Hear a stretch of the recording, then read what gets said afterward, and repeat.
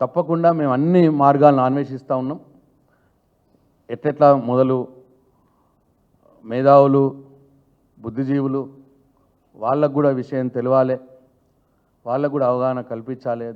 దీని యొక్క దీని రిపర్కేషన్స్ ఏముంటాయి, అట్లనే గవర్నర్ని కలవడమా, కోర్టులకు పోవడమా, అన్ని మార్గాలు అన్వేషిస్తూ ఉన్నాం.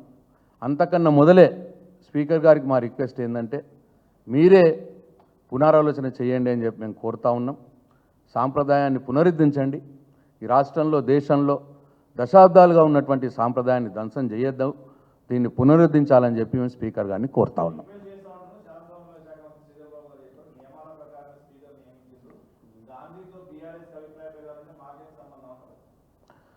ఇప్పటిదాకా చాలా చెప్పినాను. హరీష్ రావు గారు నామినేషన్ వేసినారు, మరి గాంధీ గారు నామినేషన్ వేసినారా? ఒకవేళ వాళ్ళు లోపల ఏమన్నా వేసుకుంటే వేసినట్టు చూపిస్తే చేసేదేం లేదు. మరి అప్పుడు గాంధీ గారు నామినేషన్ వేస్తే మరి మంది ఎక్కువ అవుతారు, 13 మంది కంటే ఎక్కువ అవుతున్నారు. మరి 13 మంది కంటే ఎక్కువ అయితే ఎలక్షన్ జరిగిందా? ఒకవేళ ఎలక్షన్ జరిగితే మరి గాంధీ గారికి 13 మంది ఓటేసినారు? ఒక్కొక్క సభ్యుడికి మా బీఆర్ఎస్ పార్టీ సభ్యుడికి 13 మంది ఓట్లు కావాలి, మరి ఓట్లు వేసినారా? ఇవన్నీ కూడా ప్రశ్నలు.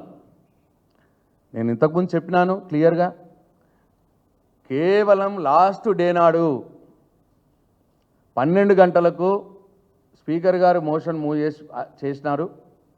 2 గంటల లోపల నామినేషన్లు ఏమన్నారు, 2 గంటలు టైం ఇచ్చినారు. హరీష్ రావు గారు, నేను, గంగుల కమలాకర్ గారు మా పార్టీ నుంచి మా పార్టీ ఆదేశాల ప్రకారం మేము నామినేషన్లు వేసినాం. మరి హరీష్ రావు గారి పేరు లేదు ఇవాళ కమిటీలో. ఆయన వేసిన నామినేషన్ ఏమైంది? మరి మాకు తెలిసినంత మట్టుకు అప్పటికి గాంధీ గారు నామినేషన్ వేయలేదు. మరి ఇప్పుడు కొత్తగా గాంధీ గారు ఎట్లొచ్చినారు? నామినేషన్లు వేసి టైం అయిపోయి 4 రోజులు దాటిపోయింది.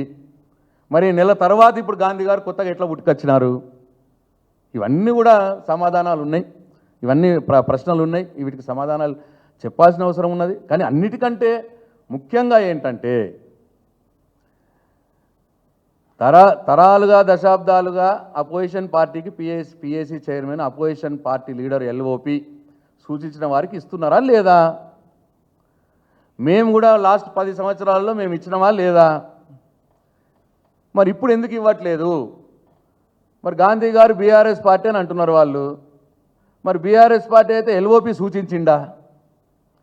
బీఆర్ఎస్ పార్టీ ఆయన పేరును సూచించిందా?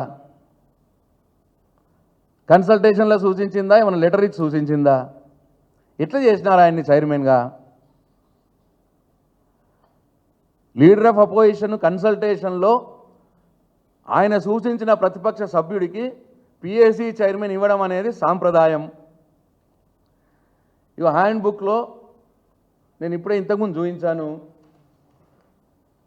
ఇగో ఇది అసెంబ్లీ హ్యాండ్ బుక్. దీంట్లో పేజ్ నెంబర్ 65లో చాలా క్లియర్గా ఉన్నది. For the first time, a member of the opposition was appointed as chairman of Public Accounts Committee for the year 1958-59. This practice is continued since then. అని తెలంగాణ రాష్ట్ర assembly hand బుక్లో క్లియర్గా mention చేస్తున్నది page number 65లో. మరి ఇవాళ ఏం జరిగింది? Opposition leader గారు ఎవరి పేరును సూచించిండు? అసలు మీరు కన్సల్ట్ చేసిర్రా? కన్సల్ట్ చేస్తే ఏ రకంగా చేసినారు? గాంధీ గారి పేరుని అపోజిషన్ లీడర్ గారు సూచించినారా? హరీష్ రావు గారు వేసిన నామినేషన్ ఎటుపోయింది? ఆయన పేరు ఎందుకు లేదు కమిటీలో? మరి గాంధీ గారు నామినేషన్ వేస్తే 13 కంటే ఎక్కువ మంది అవుతారు కదా, 14 మంది అయితే ఎలక్షన్ ఎందుకు జరగలేదు? ఒకవేళ ఎలక్షన్ జరుగున్నది అని అనుకుంటే మరి గాంధీ గారికి 13 మంది ఎవరు సపోర్ట్ చేసినారు? ఒక్కొక్క మెంబర్కు 13 మంది ఎమ్మెల్యేలు ఓటేయాలి. ఆ 13 మంది ఎవరు ఓటేసినారు? ఇవన్నీ కూడా మరి శ్రీధర్ బాబు గారు మేము రూల్స్ ప్రకారమే చేసినాము, నియమావళి ప్రకారమే చేసినామంటే కాదు కదా. ఇవన్నిటికి కూడా సమాధానం చెప్పాల్సిన అవసరం ఉన్నది కదా. ఇవాళ శ్రీధర్ బాబు గారు వెళ్ళి దయచేసి కేసీ వేణుగోపాల్ గారిని అడుగుమనాలే, సార్ మీరు పిఏసీ చైర్మన్ ఎట్లయినరు అని అంటే చెప్తాడు కేసీ వేణుగోపాల్ గారు. మన ప్రతిపక్ష నేత రాహుల్ గాంధీ గారు లోక్సభ స్పీకర్ గారికి నా పేరు పంపించినారు, పంపిస్తే నన్ను లోక్సభ స్పీకర్ గారు నన్ను పిఏసీ చైర్మన్గా చేసినారు అని చెప్తాడు కేసీ వేణుగోపాల్ గారు.